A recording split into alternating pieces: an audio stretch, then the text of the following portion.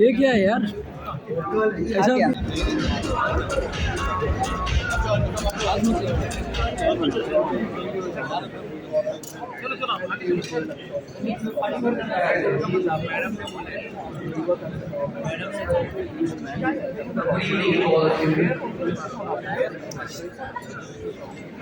Really excited to be here today.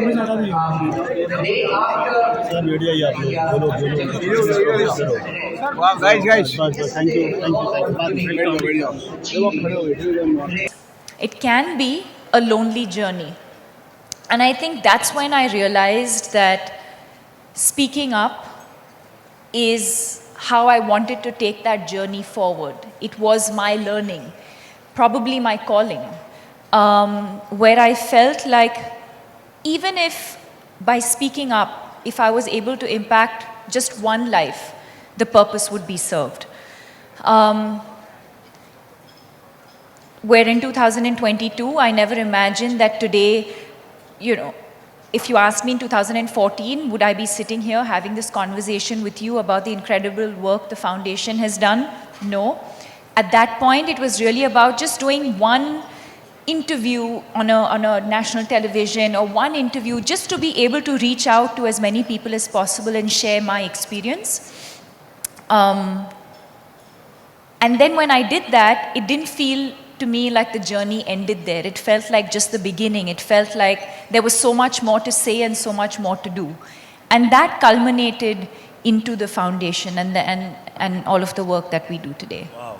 If we just go back, and you do so much excellent work with this, I think like you're saying, if it can impact even one life, of course, when you spoke about it publicly, before that you had to speak about it privately because we all acknowledge it and you reach out to somebody, friend, whoever, to talk about it.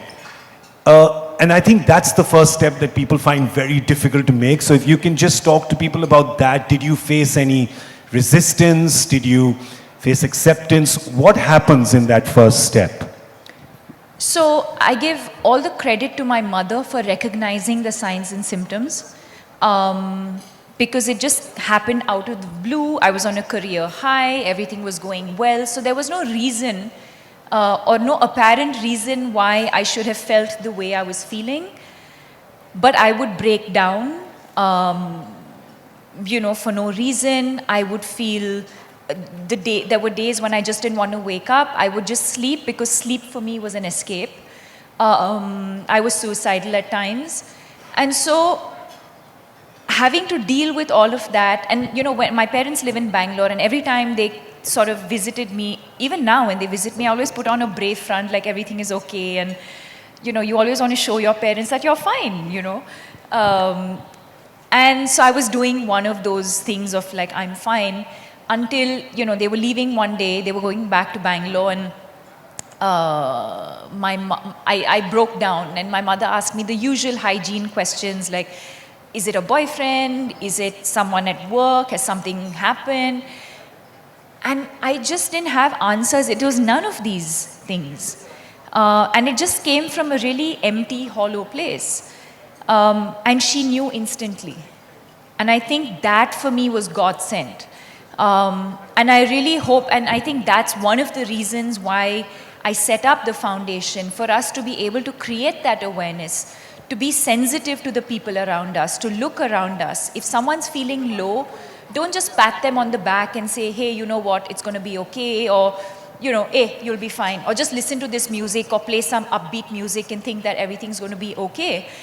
If you feel, and this is for everyone in this room, if you feel for a prolonged period of time, which is more than 3 weeks, if you feel a feeling of low or sadness, it is recommended that you see a psychiatrist or at least see a counselor. And my theory is always, I'd rather be overcautious than not.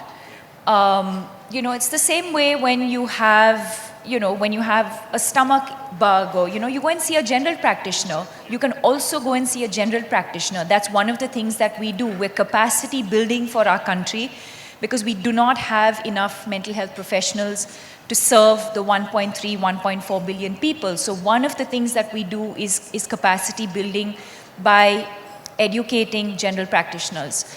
So I'd say don't ignore the signs and symptoms. Don't ignore when someone's telling you they're feeling low or not feeling okay. Don't sort of brush it off by saying it's just a one-off. So coming back to this, yes, it's my mother who recognized that I needed help. I spoke to a counselor who I knew. Again, I was fortunate to have known someone within our family circle. And from my voice, she could tell that I needed professional help.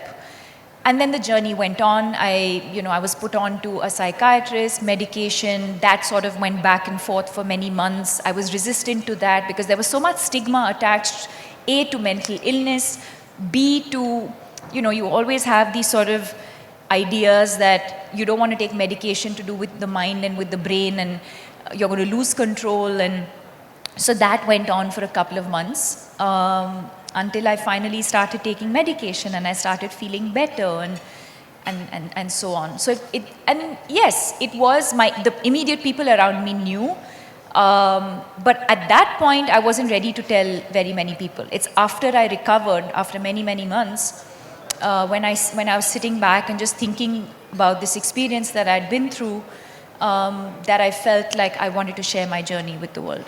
And through this entire period, I think we can give a round of applause for that, please, everyone. Through this entire period, you're getting up every morning and you're still having to put on the war paint and the smiles for the world because you've got to act in movies, you've got to sell movies, you've got to sell products, you're on this high. Geez, on a scale of 1 to 10, what was that difficulty level? Oh, very difficult. 11? Very difficult. Yeah, I mean, I can't even put a number to it. To just have to wake up every morning and to breathe, to eat, to just do the basics was a struggle. So you can imagine having to put myself out there, be at events, engage with people, perform, obviously took a lot. So I'm thinking the vision and the mission of the foundation, as you have said, from the time you started it to now, it's obviously grown so much. So what is the vision and the mission now of the foundation at this moment? It is to give hope, because like I said earlier, it can be a lonely journey. And we're here to say you are not alone. We're here to say we're in this together. When I say we, I mean us, those who experience mental illness, our caregivers, because we believe that they're an equally important part of this journey, and society and community at large. And so giving hope to every person experiencing stress, anxiety, and depression, and to let you know that we're not alone. And it stemmed from the one line, which was, when I put my mind to it, I said, I don't want even one life to be lost because of mental illness. Wow, beautiful. Well, you did this, that you started this, and it's truly helping people. Every day. There's not a day that goes by when a person doesn't come up to me and talk about an interview that I did, or something that they read or something that they saw that prompted them to seek help, or encouraged them to tell someone they know to seek help, that they felt better, that they're on the journey to recovery. And each one of us in the foundation experience that on a daily basis. There's somebody or the other who'll always acknowledge the work that we've done. And that for us is the most fulfilling part.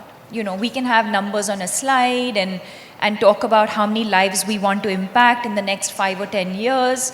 Those are all long-term goals. But it is those everyday moments when you meet someone, when they say we saw an interview, or we saw this post on social media, or there was this one kid who came and said, I couldn't explain to my parents, I wanted to seek help, but I couldn't explain to my parents what I was going through. And I made them sit down and watch your interview. And after they watched your interview, they understood what I was going through. And they allowed me to go and see a psychiatrist. Those are the moments we live for. That's absolutely beautiful. That really is. It's, okay, we need to, I'm going to ask you a few questions that I know the crowd really wants to ask you. And this is a question that I know she's been asked 100 times. And that's why I'm going to change the question. My most favorite movie? No. Okay. It's the same vein Oh, it is. that, okay. It's like, they're like, if you were not an actor, what would you be? So I've changed it to, if you were not a badminton player, what would you be? Because that means you can't say badminton player. But badminton would not have been my answer. Oh, we have something new coming. Yeah. So let's just, guys, just rewind, just delete. Let's do a little Christopher Nolan here. Just delete that. So Deepika, the question is, if you were not an actor, what would you be? I would have probably been an interior designer. Yeah, that's something I've always been very, very passionate There's somebody about. who's just bought a new apartment who's very excited.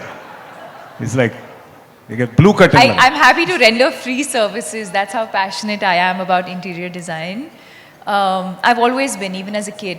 And at one point, I did have this plan to go to like some like design school abroad. Wow. And yeah. Can I just collectively say we are very happy you didn't make that decision? We are very happy that But I channelize my energies now differently. Like I do up the home and I keep changing things around and I have fun with it. Please do all those things, but don't stop doing films ever, right? So that's all. We are all very selfish people. We only care about that. Okay, I was not going to ask you your favorite film, but now I feel like we should ask her, no? Favorite character? Can we ask favorite character? Because film becomes like, oh no, you said something about the director and about the other. So favorite It boils character. down to the same thing. It's like, oh, she chose this character over that character. Okay, so I'll make it a very harmless, innocuous question. The favorite character you enjoyed playing? I'd have to say it's very difficult though. I mean, it's like saying choose this child over that child.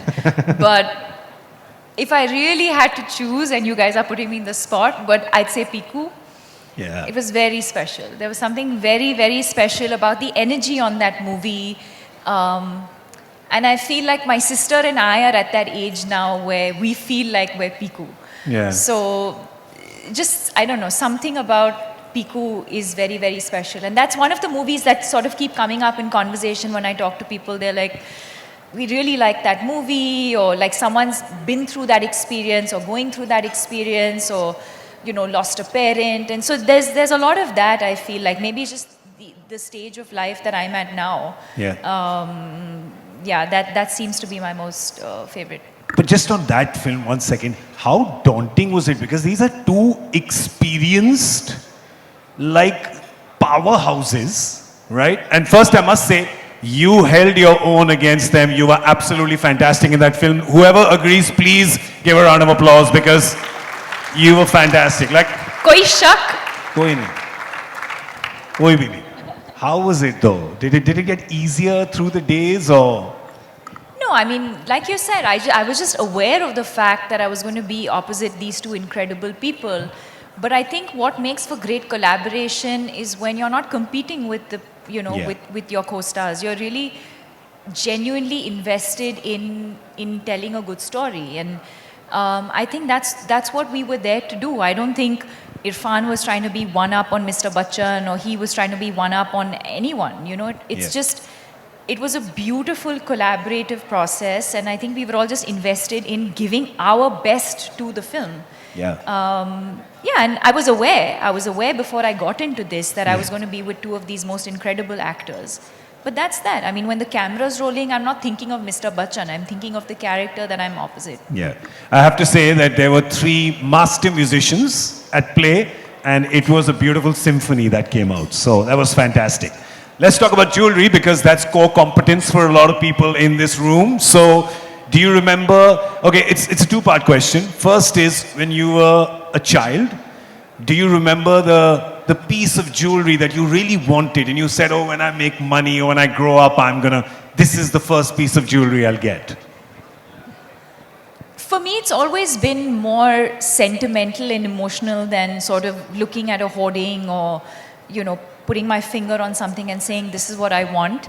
So there were definitely pieces of jewelry, and my sister and I were discussing it this morning. There were definitely pieces of jewelry in our mother's locker that I had my eyes on. And I still have my eyes on Does them. your sister know about this? Yeah, I mean, the good thing is I think our taste in that sense is slightly different. So that's the good thing. So I know that like eventually when the jewelry gets split between the two of us, I don't think we'll be scrambling and fighting. But yeah, there were definitely like pieces that you as a young girl, you see your mother getting ready, going out. And, she takes out her jewelry, she's deciding what to wear. And as a young girl, you're like, oh, that's beautiful. I hope I get that. Or I hope I get to wear that. Owning it. But I hope I get to wear that someday. So definitely pieces like that. And I think being a South Indian, definitely a lot of traditional South Indian craft in the jewelry, which is temple jewelry, which I absolutely love. That's very, very different from, say, jewelry from any other part of the world. And that's something I really enjoy wearing as well. And do you remember the first piece of jewelry you bought when you started earning money? Yes, I bought myself a pair of solitaires. Small. Nice. Look at that. That's the diamond table. Very small. Large for me at that point. But yes, I remember buying myself a pair of solitaires. Fantastic. Okay, before we wind up, I think people here want to know one thing about you that nobody knows. Give us something. Give us like one thing, something. Like you drink rasam straight from the katori or something. Just like we need something. I drink rasam like this. Oh, Lord. See, that I love South Indian food and rasam rice, I'm sure everybody knows that. I revealed the fact that if I was not an actor or a badminton player, I'd love to be an interior designer. That I'm OCD, does anyone know that? Okay. Somebody said, yeah, I am. Yes, we know. Somebody said, I am. Oh, you know that. Are you as well? Are you? No, you're not. Are you sure? Put her bag on the table, let's see. Take it away from. Oh, she did. Well done. That I'm very punctual. Does anyone know that? I'm punctual. Okay, No, they don't know. Time management. Time management. Okay, I'm great with multitasking. I'm very good with time management. And my gut instinct is something I protect. These are all nice, cool things she's saying. Okay, yeah. fine. I'm a great... Okay, wait. We were hoping for like something which makes you more human like us. Do I win a hamper or no for this answer of mine? There's no... Okay, this bottle I'll of water. give you a bottle of water, yeah. I'm a great baker. I bake really well. Okay, now how do I argue with perfection? Right? Unfortunately, we can't find any imperfection in this perfection. Tell me... Like, are you clumsy? Like, do you drop food when you eat? Oh yeah, all the time. I was known for this. Yeah? Like when I was small, and now she's going to start laughing. We never remembered restaurants based on, my family never remembered restaurants based on the name of the restaurant. It was the restaurant where Deepika dropped milkshake, the restaurant where Deepika dropped a fork, the restaurant where she spilled sweet corn soup on herself. So that's how we remembered restaurant names. Nice. And I think that's how those restaurants are now advertising in Bangalore as well. This is where Deepika spilled soup, so please come and have some. Ladies and gentlemen, Deepika Padukone, a big round of applause, please. Thank you so much for being here. Thank you. Thanks, everyone. Can we please have a big round of applause?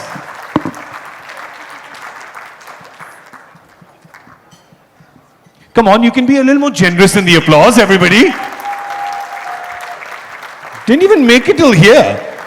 All right, I'd like to request Mr. Colin Shah, Chairman GJEPC, to please come up on stage. To join him, Mr. Sachin Jain, MD De Beers India, Mr. Somasundaram PR, Regional CEO of India World Gold Council, Mr. Sriram Natarajan, Managing Director GIA on.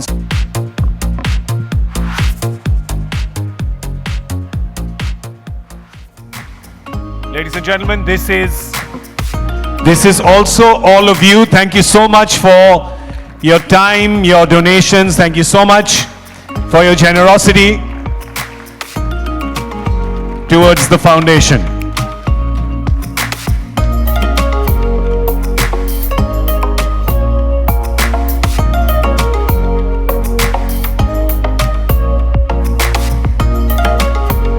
Thank you so much, gentlemen.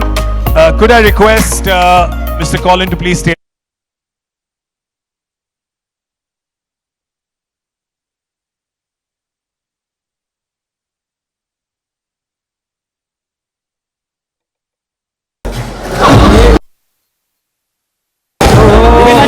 नहीं बोला सामने देखो दीपिका जी सामने देखो सामने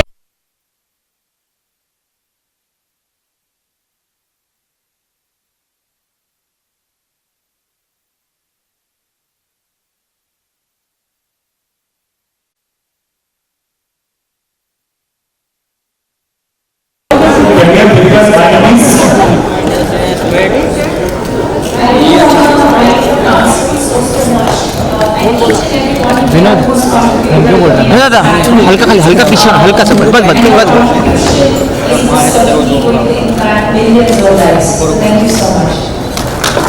चला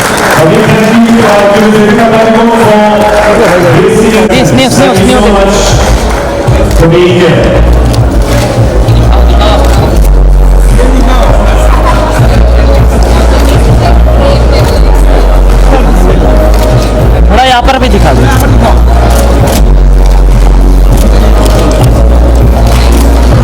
विनोद शाह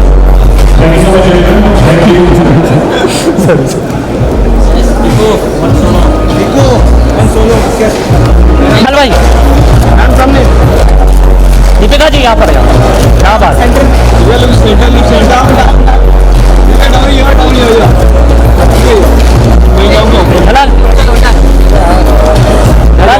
साथ में आ जाओ to address us, please.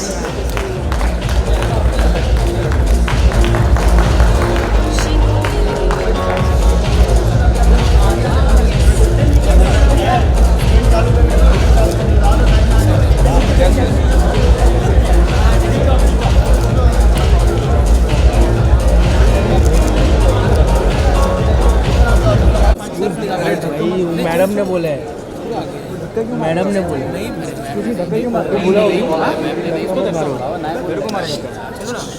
भाई इनाउंस फोटोग्राफर है 2 मिनट रुक जाओ हम जा रहे हैं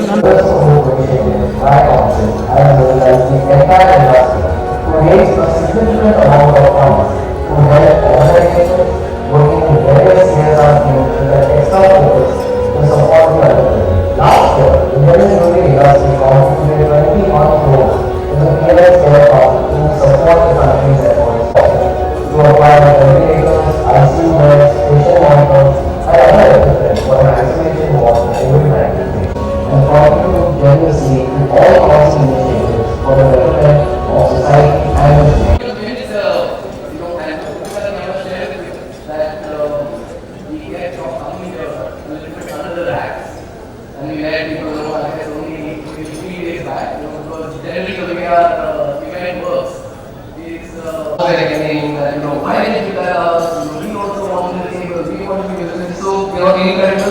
And pleasure that you're with us today. So you saw the video and as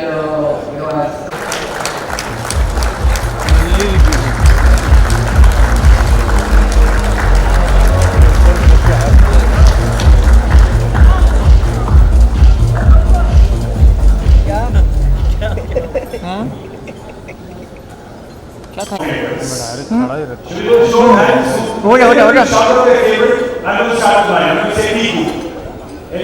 ना हिला मत खाली मेरा वीडियो है Tipu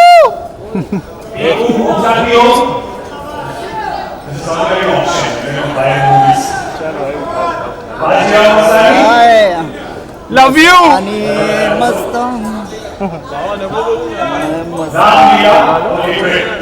pretty much an entire filmography of hits. That's the beauty of it, right? Everybody saw one or the other. The holdings all over the world, we say the world has fallen in love with her, and rightfully so, right? In 2018 Time magazine, 100 most